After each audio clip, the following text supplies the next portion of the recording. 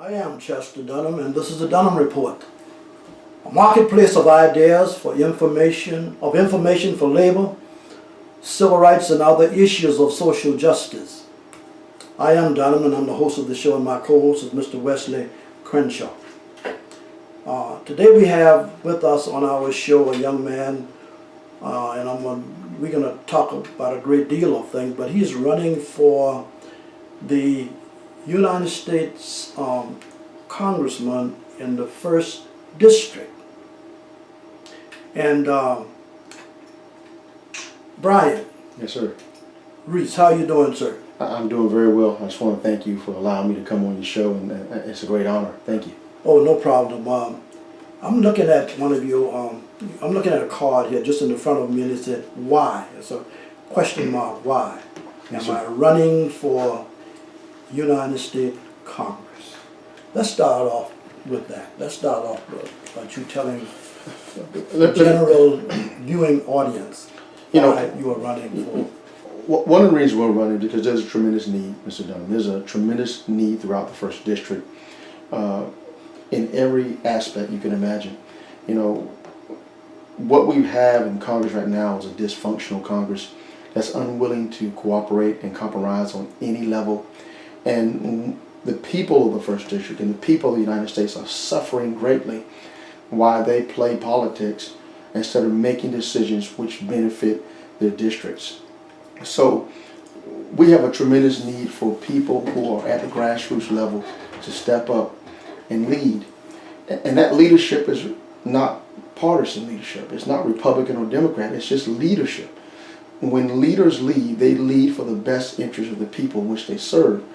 And we have to understand that we don't have that right now in the Congress. We have a Congress that is truly content being dysfunctional, and they have no desire to work within the system to make the situation better for the people who live everyday lives down here on the ground.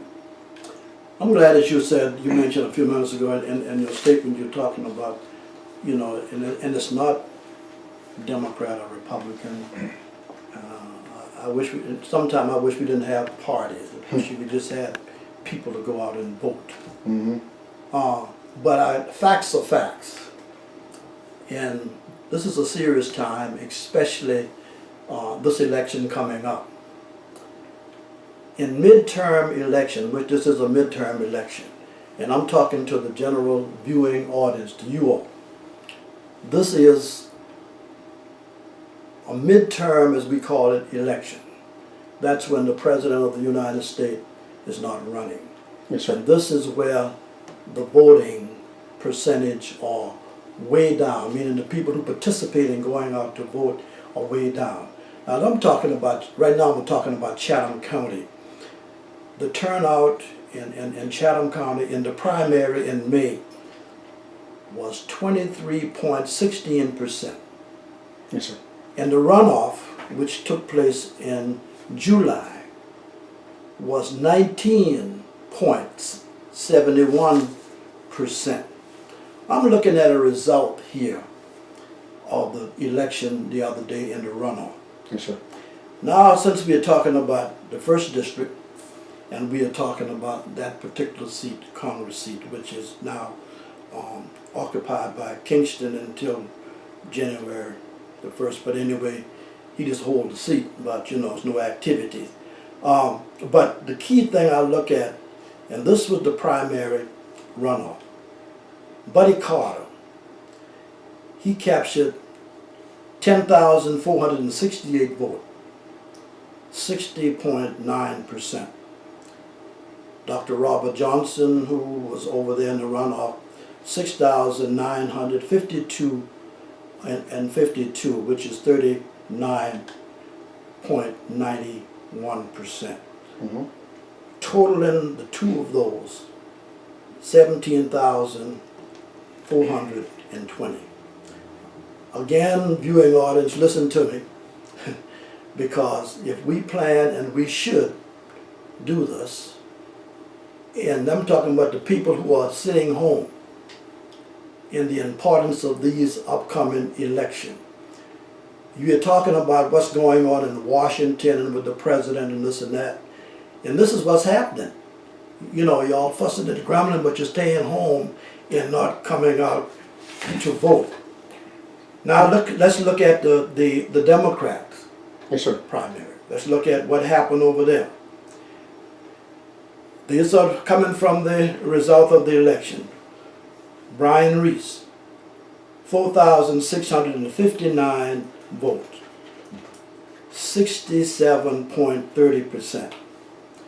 Amy Tavio, 2,265 votes, 32.70%, making a grand total of 6,926.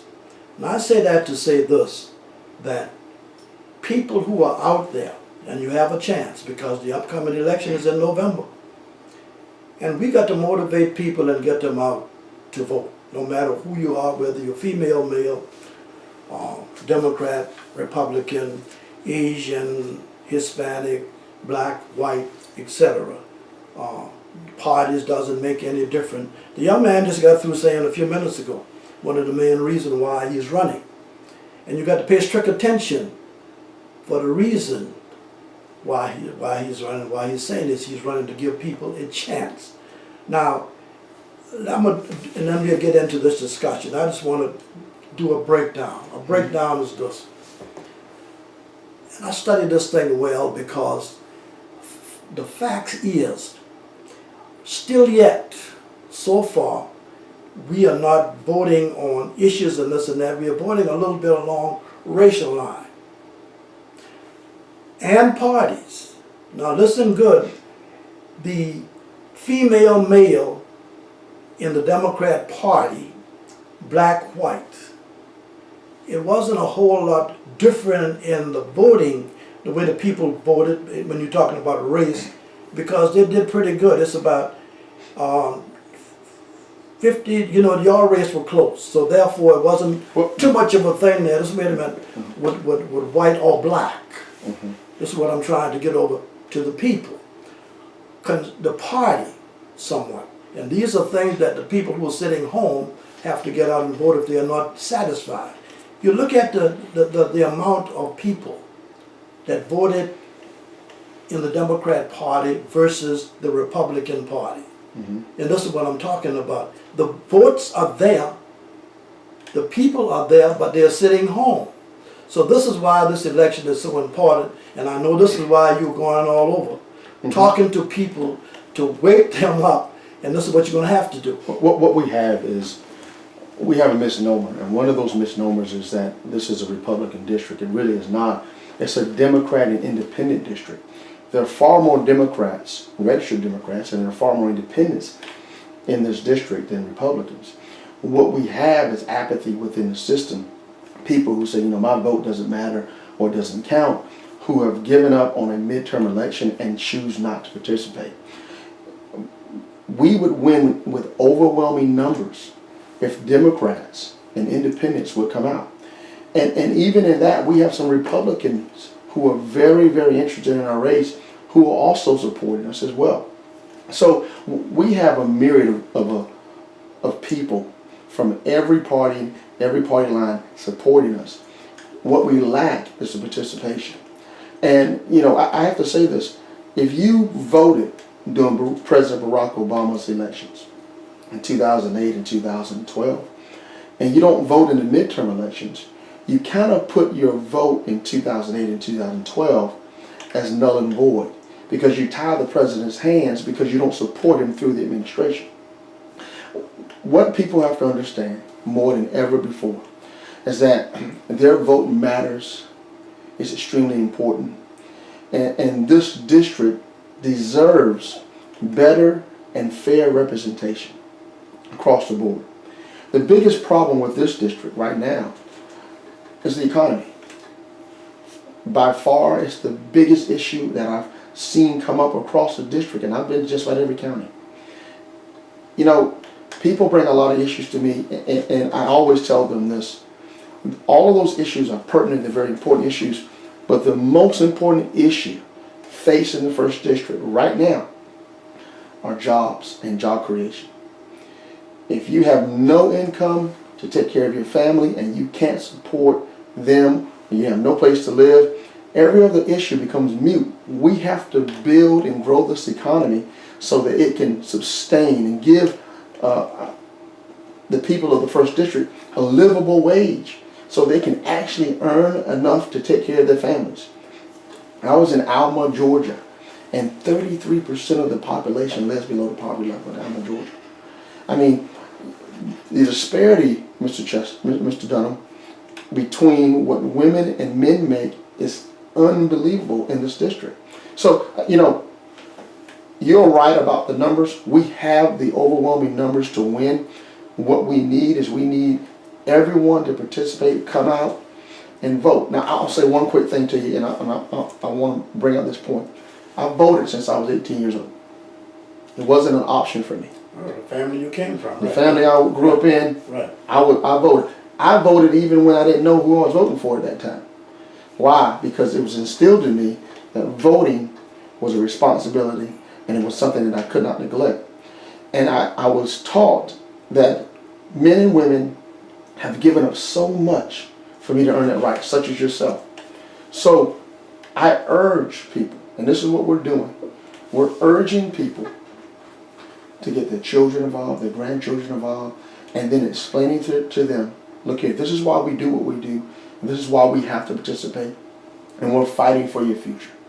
So now you said a lot. Yes, sir. And everything that you said is true. I agree with you 100%. Yes, sir. Thank you.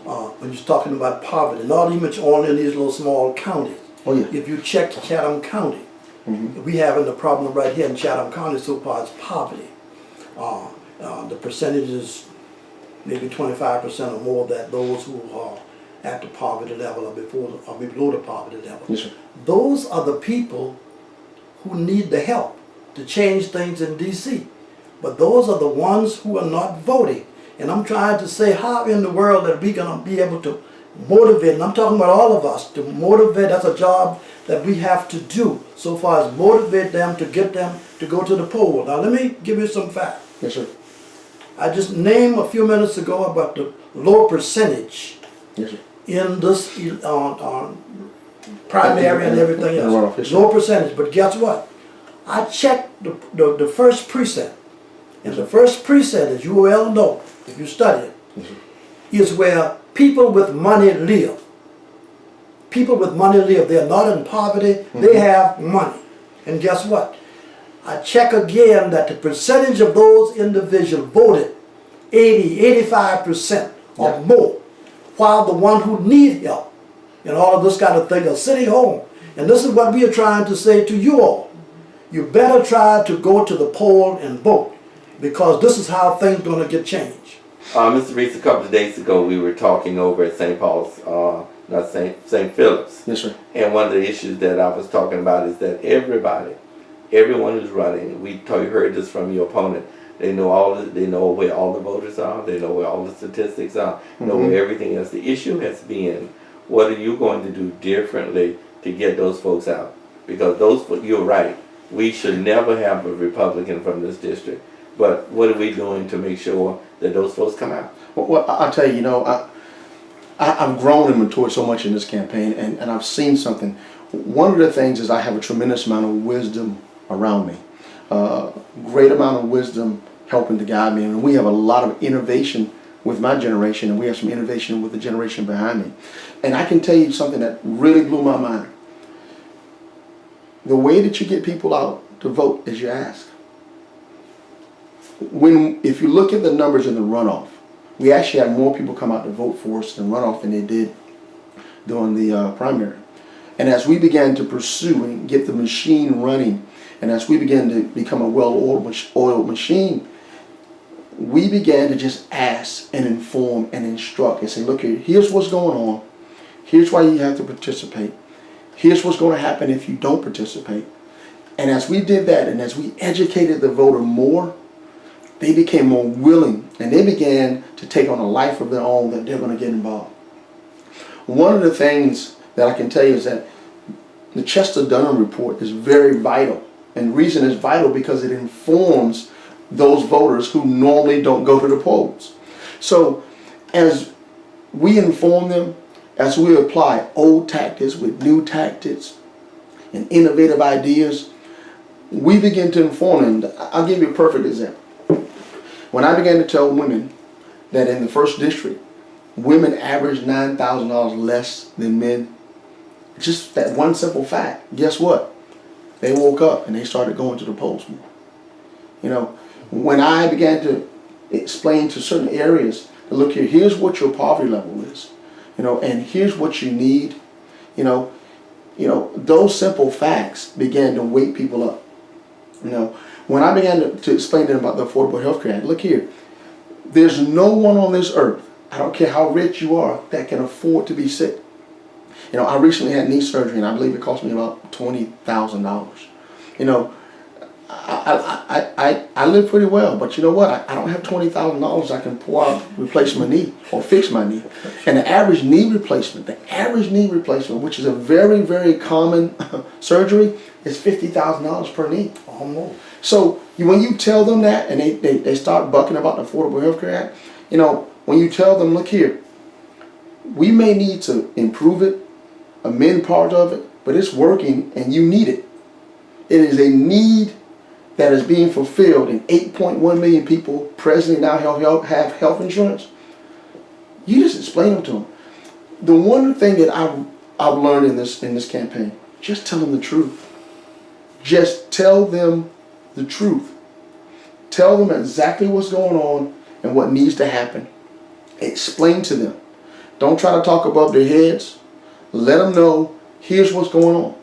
Let them know right now that within Congress, they have a 14% approval rating. They've only passed, I think, 140 pieces of legislation. Mm-hmm. When the average Congress passes way more than that. Matter of fact, this particular Congress has passed less legislation than any other Congress in history. They're hung up on trying to bully the president with the Affordable Health Care Act. They've tried to stop the Affordable Health Care Act by manipulation 54 times. 54 times. They're wasting America's time fighting against the president for personal reasons. So it has nothing to do with what's best for the American people. So let me ask you then, Mr. Reese, because this is very important. The Congress is now controlled by a bunch of conservatives, whether they're Democrat or Republican. And I'm interested in knowing how your election is going to change the dynamics. I've seen there are a lot of Democrats already in Congress, and they seem to be stymied by the current situation. What we have is we have 225 229 Republicans in Congress. All right, so they have an overwhelming majority. We're about 17 congressional seats behind where we need to be. Okay, and what you have to understand is that this particular seat, the 1st Congressional District, has always been a Democratic seat, and it's extremely important, and it's relevant, and it's in play. It can be won. It can be won. And one of the things, and one of the tricks that they use is they tell you that this is a Republican district, it cannot be won. That's not a true statement. It's a heavy Democratic district, extremely heavy Democratic district, and it can be won. And we do have a window of opportunity, and we need to take advantage of it. I have a slogan that says, no wasted opportunity. We need to take as much advantage of this opportunity as before. This needs to be as important as the president's election, because bottom line is they already have a majority in Congress, and we need to restore balance in Congress. Why? Because where balance is, where you have balance, you can cooperate, collaborate, come up with ideas that fit both parties' needs. Let me ask you a question. So what are you doing as far as campaigning is concerned in the rural part of this district? As a matter of fact, you may want to inform people as to where the boundaries are, because I'm not sure. Wow. The first district has about 17 counties in it. Okay, the boundaries are from Savannah all the way to the Florida line, all the way as west as far as Waycross. We have a little bit of Valdosta, a small slither of it. So that's what makes up the 1st Congressional District. I'll give you a little fact about the 1st Congressional District. It is a very, very large district. It is big landmass-wise as the state of Connecticut. One of the things you also want to know about the first district is that it has 4 military bases within it. 4. Okay? So it has a heavy military presence. And one of the things that most people don't understand is that those 4 military bases are directly tied to the ports. The ports are a rapid deployment area for the military bases. That's one of the reasons that those military bases are so tied to Savannah, Georgia. So you have to ask yourself, you know, when you have 4 military bases, you have an economy within the first district that's structured around the military. Why would you vote to shut the government down? $26 billion is lost to the economy. It killed the first congressional district as far as revenue coming to the economy. Into the district, excuse me. Glad you mentioned that. I'm glad he mentioned and opened it up. And I'm going to take it a step further. And I'm talking now about the first district. And that is in strength-wise. Let's say Homeland Security throughout the United States. It's a certain amount of money that's allocated to each state if they write grants and apply for it. Certain amount of money. California is number 1. Mm-hmm. I think New York, if I'm not mistaken, is number 2. But as they go down, it don't go according to the population of the state, but it goes according to strategic. Yeah, and Washington is way up there, but it's a reason for that. Now, let's look at the situation because of what can happen if somebody aimed to strike some of these places or cripple the United States. They pick certain states out. Georgia is one that it's high on the list for money so far as securing, you know, with Homeland Security because of the fact you just named 4 military bases. And then especially the submarine station down in Camden County and the ports. That's the reason why we are ranked number 13 so far as allocating money. Funds. Right, that is correct. I said to Jack Kingston, I think it was a few years ago when I really studied this thing dealing with Homeland Security. And I was telling Jack we ranked 13. I said, but see, the state of Georgia hadn't really benefited from this because I don't think it's several grant that has been given us, what have you, circulation of things happening in the first district. Because, and the thing about it is that it comes from a representative. That representative will be saying to the state and various people, there's money out there for you. But you got to make sure that you go out there and write grants and things to get it, and this sort of thing. And that's another, it's a lack of information that has been circulating to various people that sometimes somebody who's a mayor or a high position, you know, in a state or in a city don't realize these things. Congressmen, you know, they're ambassadors to your area, okay? And one of the things you have to understand. And why are you saying that? Let us know the function of a congressman. Well, the duties and responsibility of that. Let me say this. I can't give you all the duties, but I'll give you a couple of important things. I'll give you. You know, a congressional, a congressman, he's an ambassador to the area, and what he or she should be doing is they should try to get revenue or funds to your area to grow the economy. You know, most people don't know this. I'm sure you're going to know this, Mr. Dunham. Most people don't know why we're dredging the Savannah River. And the real reason we're dredging the Savannah River, and why we need to continue to dredge it, is because the Panama Canal has been expanded. And one of the first ports of call to receive the bigger ships that will go through the Panama Canal would be Savannah, Georgia. Most people don't know this as well. The port of Savannah, Georgia supports over 300,000 jobs in Georgia. In other words, you can contribute more than 300,000 jobs in Georgia directly to the ports in Savannah. And one of the things that a congressman or a congresswoman should do is they should make sure that the infrastructure within that first district is sound. Because a sound infrastructure invites or solicits business and business to come to that area. So the better your infrastructure is, the more businesses will relocate to your area, because They know that they can deploy or get their goods and services to where they need to get them as quickly as possible, and can be much more functional in that area. So, I'm gonna say this for my people who are not in Chatham County. One of the things that I've noticed when I go out to other counties is that the first district is so massive. When you try to invoke or ask businesses to come and set up shop in your district, you cannot be Chatham County centric. All of these other counties that are surrounded by Chatham County, they need industry just as much as Chatham. Now, Savannah and Chatham are going to be extremely strong because they already have great infrastructures. But as we expand that infrastructure out from Chatham County, guess what happens? Chatham County becomes even stronger too. So the more we grow industry throughout the first district, guess what? The more we grow the first district.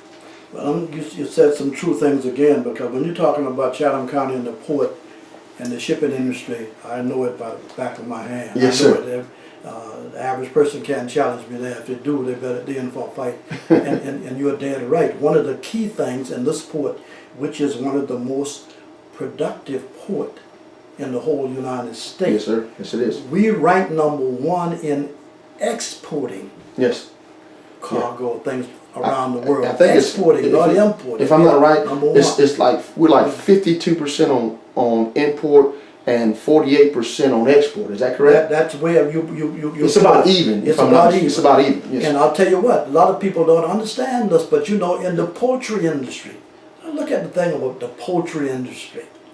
When a lot of people don't think about it, but guess what? The state of Georgia, last year, I think it was last year, I know it was year before last, I haven't checked last year, but we did something like over $17 billion worth of trade to other countries in Georgia. So when you're talking about the growth of a port, and those 300 jobs or more you were talking about a few minutes ago, Yes, sir. 300,000, which are scattered around all over Georgia. They go all the way to Atlanta. So it's not just like in this Savannah or the port, but it's scattered everywhere, and people need to understand that. Yes, sir. And like you said, that the state had been doing a heck of a tremendous job with what they have done so far as the port. Yes, sir. The federal have been doing a fairly good job, not a super good job, but a fairly good job. Yes, sir. Because right now, the people, the Congress people and the senators who represent the state, the first thing, and especially when they come down to our facility, the first thing they talk about is the port. Well, I don't need you to talk about the port. I need you to talk about the port because you don't have to come and talk about the port, because #1, anybody with common sense, I don't care who you are, Democrat, Republican, male, female, or anybody, when you talk about that, you're talking about growth, you're talking about jobs, you're talking about all these things. So therefore, you better talk about the port itself and to support the port. And so therefore, don't talk about that. Let's talk about something else. Yes, sir. When you're dealing with that. And this is what you have to talk about, because even studying this thing, even with the dredging of this deeper in the river, the Republican, and that's the 2 senators, and the Democrat, and the Republican, my good friend Jack, they hadn't come full force at first with the dredging. They didn't push real hard. But then all of a sudden they started pushing because they had to, because of the political, gain and the way things are. But what I'm saying is you can't play, because #1 is that's another thing that the president or the state as a whole, the national as a whole, was kind of dragging a little along, because we had to still try to get support all over. That's the money's coming out of Washington, that portion that's dealing with federal money. We need the support of the majority of Congress in order to get the money that we need here to finish dredge the other port. Yes, sir. Because other ports in other states, in other areas, is competing for money and all things also. So that's the key thing, and the president still has the key to the signing of the bill and for the support of the dredging of the river. But we got to get this done. Yeah. Let me just get in here for a minute. The Reagan administration started something called trickle down. That's right. Now I've heard a good conversation between you and Mr. Dunham about the importance of the port and everything. What are you planning on doing as a congressman to make sure that some of that economic trickle down comes to those African American communities, come to those rural communities where people are not working? I know there's a lot of activity going on around the port, but are those jobs translating into anything in reducing the unemployment rate in the African American community? Are they doing anything to close the gap between women and men and black and white? I'll give you a prime example. It's a good question, but you have to understand this. The way to grow the economy is to grow opportunity for the middle class. And as you grow opportunity for the middle class, you grow the economy. What you do in that area expands or gives opportunity to anyone, African Americans or whomever, if you grow the economy for the middle class. So the question is, how do you do that? All right? You have to match industry with education. It's extremely important that you match industry with education. You know, if you go to a county, and that county, you know, the average person in that county, you know, I say 80% of the people or 95% of the people in that county, they graduate and they have a high school diploma. Well, you need to find an industry, okay, that you can help bring to that county that requires a high school diploma that will support the economy within that county. Now, I've always teased people about this, but because of the technology that has happened in Savannah, Savannah is prime. Chatham County is prime to be the Silicon Valley of the South. It really can. You know, we really have the capability of doing that because of the colleges and universities that we have within this area and the technical advantages that we have. We can do those types of things here. So we need to find ways, incentives, so that we can see that grow here. And as that grows, the middle class grows. One of the things I've always said to everyone else is that if you match education with need, you fill a void. Okay, let me hit you because we have to go in a few minutes. Yes, sir. You mentioned a few minutes ago, and we do know that in the first district is 17 counties. Name me five, and starting out with Savannah, are the 5 county. The 5 largest counties? 5 population-wise. Population-wise, the 5 largest counties, of course, are going to be Chatham. You know, you got 50. You have Chatham, Liberty. Let's go let's go to Glenn because I'm gonna get you. size. I got you. Yeah. We're talking about actual population of people. Population of people. Chatham, Liberty, Glenn, Ware, Camden. Ware is Waycross. Well, that's what I want you to tell the people a little bit more. Glenn County would be Brunswick. Yeah, we know. Liberty County would be Hinesville. And Camden County would be St. Mary's, and stuff down yes, sir. there. Those would be the heavily populated counties. Good. Let's look at the counting votes and counting people.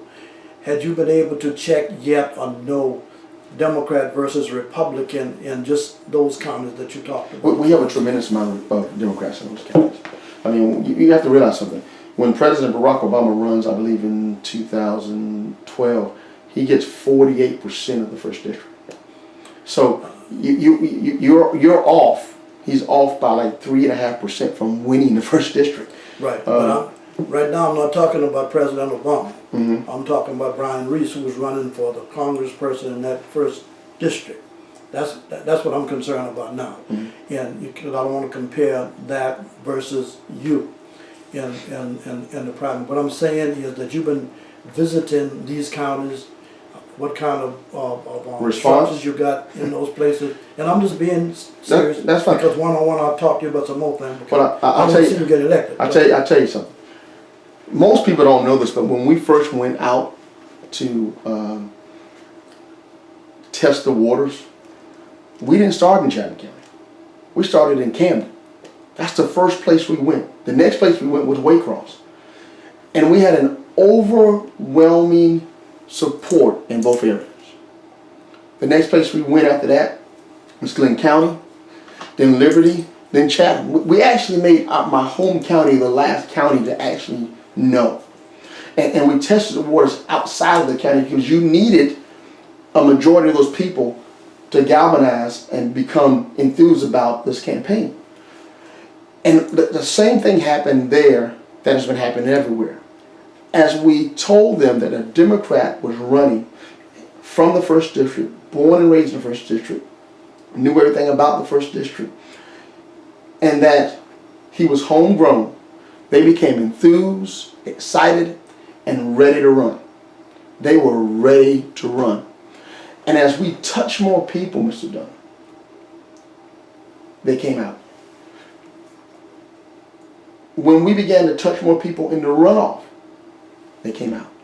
So as we've spent more time there, and we've been spending even more time in the outlying counties since we've been the nominee, those people began, let me say this, they began to run harder than some of the people in Chatham County.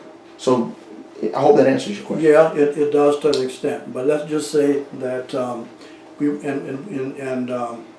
so therefore, what you're saying, you started out down there.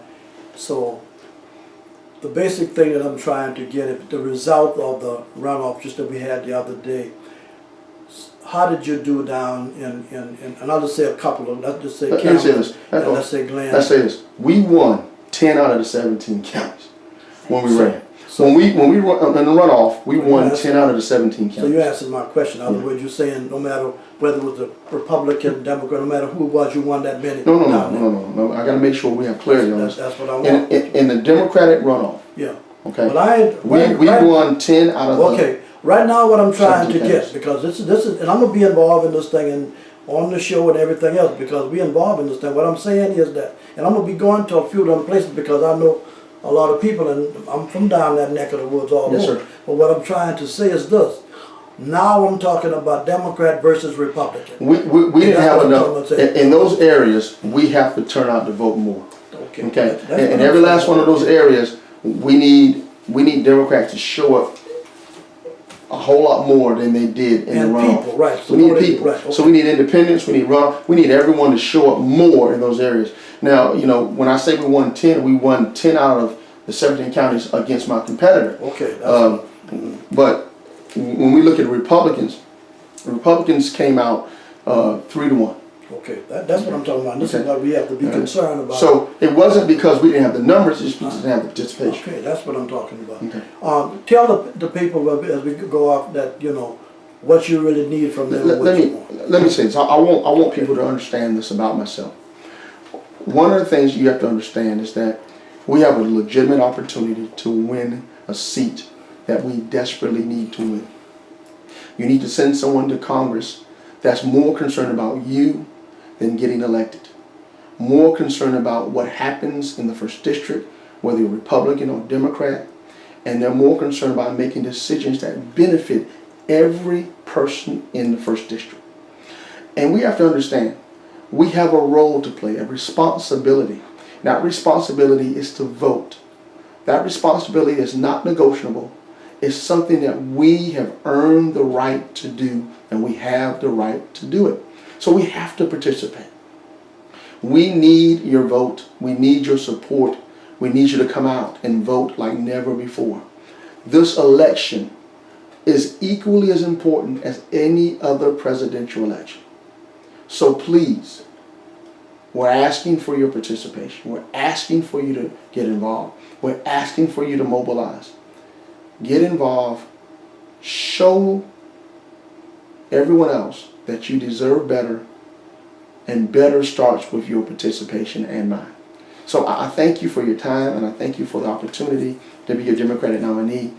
Let's go win. Okay, thank you very much for that, and I'm quite sure the viewing audience also would thank for the things that you said. You said a whole lot here today on this program, Yes, and I'm going to say to the audience, to those of you who are looking, that this election is important. This election is, right now we are at almost a standstill in D.C. If you're keeping up with the activities and what's happening there for the last 5 or 6 months. It's almost was name calling, this and that, and all this kind of stuff. And we have to get the government moving. And the government will not move unless you as sensible people, when you're talking about poverty, when you're talking about jobs, when you're talking about health care, when you're talking about all of these key, education, all of these key things, we're talking about all of these things that will affect your life, and it's already affecting you now. You better get out to the poll and vote, because that's what's going to happen to change things in D.C.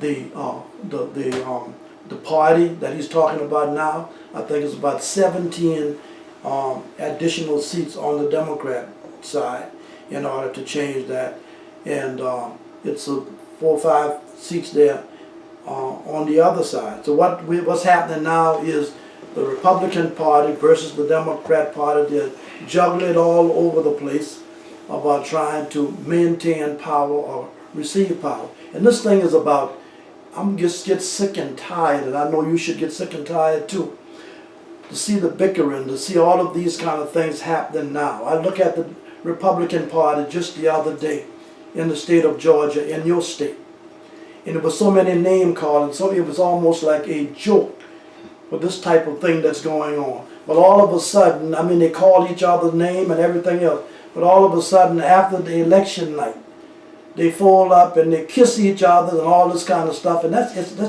you know, it's mind-boggling. I mean, not mind-boggling, but it's sickening to listen to this sort of stuff. So please, get out and vote. Vote, vote, vote like you never voted before. And you've heard this on the Dunham Report. Thank you very much.